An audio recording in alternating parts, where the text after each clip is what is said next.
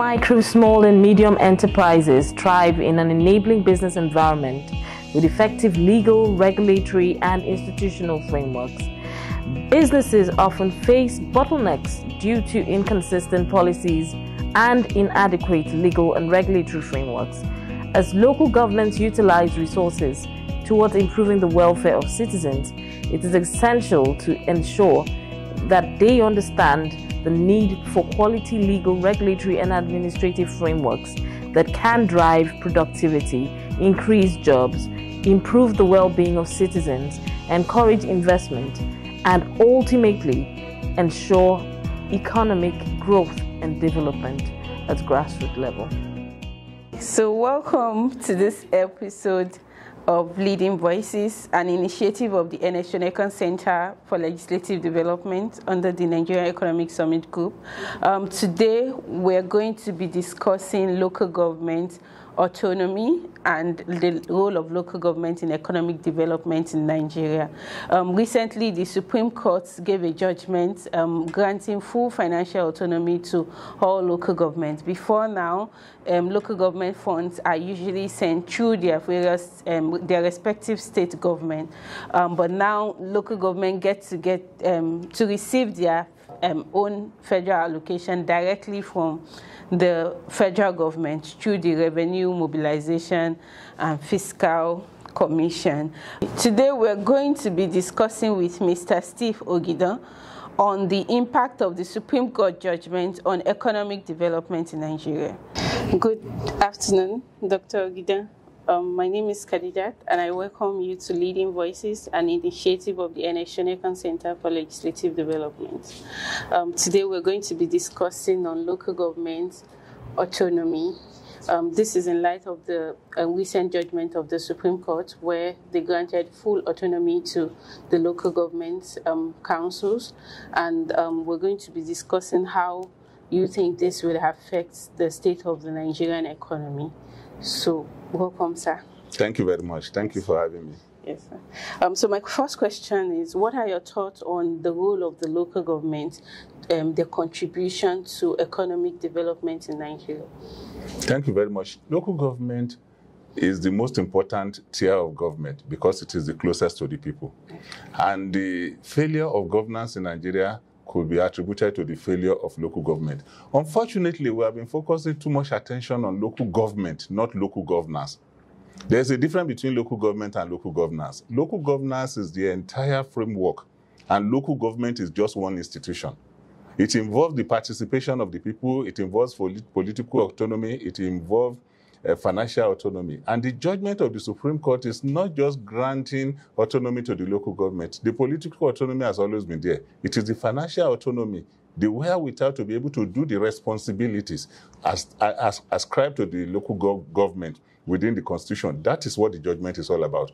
Because before the judgment, what we have is responsibility without corresponding authority on behalf of the local government. So the local government now have the power, they have the wherewithal, they have the economic muscle to be able to do the job they are supposed to do. Okay, thank you, sir. So talking about the job they are supposed to do, we believe that there are a lot of sectors that the local governments can drive, take to drive economic prosperity.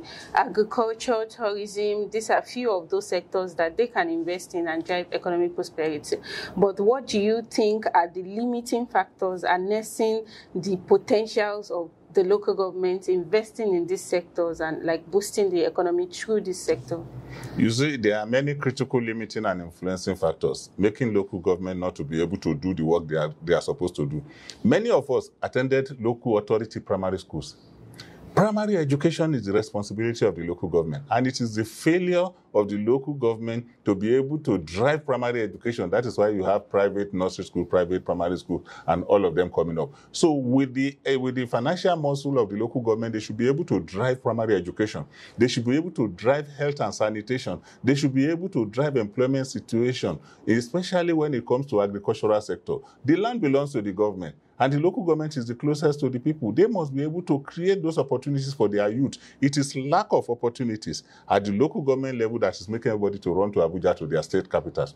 Unfortunately, the governors are too far away from the people, and it is the local government now, with the powers they now got, that they will be able to create opportunities. They will be able to feed their people. If they are able to do agricultural settlement, and they are able to engage the youth, and they are able to even suggest to the state government what their people really need, then you will be able to see the kind of impact that will come. But as it were now, local governments were performing those functions. Many of them are going to work once in a week or once in a month because there's no money. But with the money there now, with their power and with the resources that have been given to them, they have no reasons not to stay in the local government area to be able to do the work they are supposed to do. There are times when you look at even this issue of security. If a stranger comes to a local area, it is the Mangwa that we know. It is the local government councillors that we know. But now, because those people are not even there, the Mangwas are not giving money, they are not even giving opportunity, they are not even giving resources to be able to talk to the state government, to be able to talk to the local government chairman. That is why we have all those challenges we are facing. But with the kind of judgment that we have now, with the kind of powers the local government have given, and with the kind of resilience that has been given to the local government, that you as a governor cannot just come in and sack me at your will, then the local government should be able to deliver. And we will see the impact very soon in the local government areas. That is so insightful. So you would agree that multiplicity of taxes and levies remain a major problem in Nigeria, affecting businesses and leading to inflation in food prices and food security. Now that local governments have their autonomy, how do you think, the financial autonomy, how do you think they can become more economically viable when it comes to like raising internally generated revenue without overburdening the citizen with multiple levies and taxes? Thank you very much. This is very important. You see, each time we are looking at the resources to local government, we look at taxation. Taxation is not the only thing that the local government can generate money from. The federal government, again, because of the overbearing godfather posture, has taken a lot of responsibility, a lot of resources away from the local government. For example, what is the Federal Ministry of Interior doing with marriage certificate? That is the responsibility of the local government. Then what is a state government doing in appointing a chairman for a motor park? Those are the responsibilities of the local government. Local government should be able to look inwards and provide services. If you want to test this thing, go to Yanya, go to Karu, count 20 motorcycles, 18 of them have no registration number. Those are the responsibilities of the local government. They should be able to identify that this motorcycle has no registration number. That is where their money should come from. It's not only in taxation of the SMEs. The SMEs are already overburdened. They are already overtaxed. And the local government must be able to provide some services to them before you tax them. Look at Kaduna State. Look at Niger State. When you see what is happening in those areas now, local government will generate income from extension activities that they provide for farmers. Farmers are ready to pay. But local government is not even there to give them services. They are not even there to give them common information like weather control. For them to be able to listen to NIMED. NIMED said there will be flood. Talk to your farmers that there will be flood. Let them not go to farm around this time. Let them do this, let them do it. When they do it willingly, they will come and pay. See what happened under Fashola regime in Lagos. Market people came together and said, Governor, where do we pay our taxes to? We can see what you are doing in cleaning my 12 market. We want to support your regime by paying. Willingly, Nigerians are ready to pay taxes if they see the services. Okay. It's not just a question of overtaxing. One, the state government must be able to sit down and say, look, this is the responsibility of the local government. We will leave your money for you. We will leave your taxes for you. Then this is what we are going to do to support you. When we were at the National Institute and we went to some countries to study local governance, one of the things we saw, a local government chairman told us that most of the time, before he sleeps, he calls the local government councillors around the neighborhood to ask them what is happening in your health situation. Is there an epidemic? Is there scarcity of food and all those things? Because whatever is happening to your neighbor will happen to you. So we need to they need to come back again, and we need more intelligent people. Empower these people to be able to do their job. Give them tenure stability and release their money to them. Thank you, sir. So you would agree that one of the tools for getting this done, activities done, is lawmaking. And at the local government level, there's a third layer of lawmaking, yes, which is bylaws. Can you explain to us briefly how this lawmaking process runs at the local government level and the impact of these laws on, like, economic situation? You see, at the beginning, we talk about local government, we talk about local governance. At the local government level, you have councillors, supervisory councillor for work, supervisory councillor for education, supervisory councillor for health. They sit together as the legislature at the local government level. Sitting there, they must be able to understand what is the need of our people. How do we pass laws that will regulate the activities of our people? For example, water and sanitation. So, for example, management of parks. Then another one is the issue of registration of motorcycles, bicycles, and everything, and the movement of animals in their locality. Those are things they need to do. When this is because they've not been doing their work. And the job of the state government now is to supervise and make sure they do what they are supposed to do, so that they don't create problems for the state and the federal government. When they pass those laws, the executive will be able to implement those laws. It is because resources are not there. That is why knowledgeable people, intelligent people run away from there and they run to the state capital, and everybody comes to Abuja to be waiting for their share of the national cake.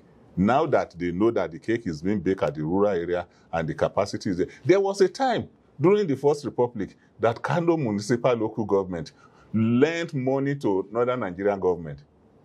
Kano municipal local government was giving loan to the Northern Nigeria government. You can see how powerful a local government could be. This is where they could be. This is what they could do. And we need to encourage them to be able to do better. Okay, now, speaking about the time when the local government was strong enough to even lend to the regional government. Now, with financial autonomy and with the independence, what do you think should be an ideal local government? An ideal local government has a lot of things that we need to put on the table. Number one is participation. How do the local government councillors and chairman come there? The people must know their councillors, and they must be able to know that this is the person we vote for. The second one is residency. Do they really live in those localities? Many of them are living in Abuja. Many of them are living in their state capital. They don't stay there. Then we need to hold them accountable. Then the role of the traditional rulers. Because the traditional rulers they don't run away. They stay in their localities. And they must be able to hold the local government accountable and ask them, what do we need to do? Participation, responsively, building inclusivity. Go to the schools. They'll be telling you that, one building school has collapsed in Jos. Another one has collapsed in where? If local government is very strong, it is local government that will call the state government and say that this school that this guy is running in our locality will put us into trouble. Let them come and check what are they really doing. Do they really have what they are supposed to do? And then at that level, they will be able to take care of their people. They will be able to generate money to do what they are supposed to do, and they will be able to tell the state government and leave us alone. If we look at the resources that have gone to local government from 2011 to 2021, a total of 16.43 trillion has been distributed from federation account to local governments in Nigeria. Honestly, where's the money? The state government have borrowed money on behalf of the local government, and they are using it to service their loan. And what do they use the loan for? We don't know. So now that the money is going to the local government must be able to be accountable. They must be able to explain, what have you done with our money? What are you doing? Which culvert are you doing? Which waste management are you doing? Those are the critical activities that they will be doing. Beyond that, collaboration. One local government will be able to collaborate with one another and be able to say, no criminal will run from that area and come to our area. Then we know everybody in this community. Then they ask you, who is your parent? Where are you coming from? What do you want? You can't just get into a locality and suddenly you are displaying a kind of wealth nobody knows about. Then the traditional rulers must be carried along because they are deeply involved in those localities. If we do this, we are going to have a respectful local governance. We are going to have a system where the people hold their legislators, they hold their local government councillors accountable. And they will be able to talk to them face to face and say, look, we know how much. And with the transparency that is already in the public accounting system, in the Revenue Mobilization and Fiscal Commission, people can now go online and check, you are my local government chairperson. This is how much the federal government said they have given to you. Show us where you have spent our money. And then we'll be able to have an efficient system. Thank you so much, sir. So on a final note, do you think that there needs to be any legal framework amendment or constitutional amendment at the central level to further reinforce this financial autonomy, or do you agree that the judgment of the Supreme Court is enough to have a seamless implementation? For now, you see, a law is as good as the people that are implementing it. The judgment of the Supreme Court has given us the feeling, it has given us the power, it has given us the wherewithal to do what we want to do. But beyond that, there must be constitutional amendment. And the constitutional amendment must be able to empower, especially with some, you say, I'm a local government chairman, I have financial autonomy, I have political autonomy, I have every autonomy. The next question is, how did I come to the office? I come to the office by the power of you, who is the governor. I was reading a paper yesterday. A former chief of staff to a governor in Nigeria said that forget about local government election. We write reports in my office. So if reports and results of elections are written and the qualified people are not there, we are wasting our time. Any good system, any good law cannot work under a bad people. This is the theory of the bad apple and the good apple. Put a good apple inside a bad barrel, the apple will get spoiled. We already have a bad barrel in our structure, political structure. We must be able to have a good system, a law. And the good news about the Supreme Court judgment is that local government chairmen have no autonomy. Have no what do you call it, immunity. Mm-hmm. So you can't come to me and say, you are the governor, I should collect 700 million naira from the federation account, give you 500 million. Then me too, I will take 100 million, then the local government is suffering for it, they will go to jail. So we must be able to hold them accountable. Then election that is bringing them to be office must be conducted by INEC. That is the only way, because the way it is, look at 4 or 5 states, I don't want to mention names, where local governments have been conducted in the last 2-3 weeks. It is the party of the governor, 100%, 100%, 100%. We know how these things happen. And it is just because the state electoral commission is controlled by the governors. We must be able to get traditional rulers involved. We must be able to get INEC involved so that they will be able to at least let us have a transparent election. Let us have honest people running the system. No matter how good a system is, bad people will mess it up. Thank you. Thank you so much, sir. Thank you for being with us on Leading Voices. Thank you very much. So much. We hope you enjoyed this episode of Leading Voices, where we discuss the impact of local government autonomy on economic development in Nigeria. Do not forget to like, share, and subscribe to our channel. To learn more, kindly visit nextgroup.org/TV.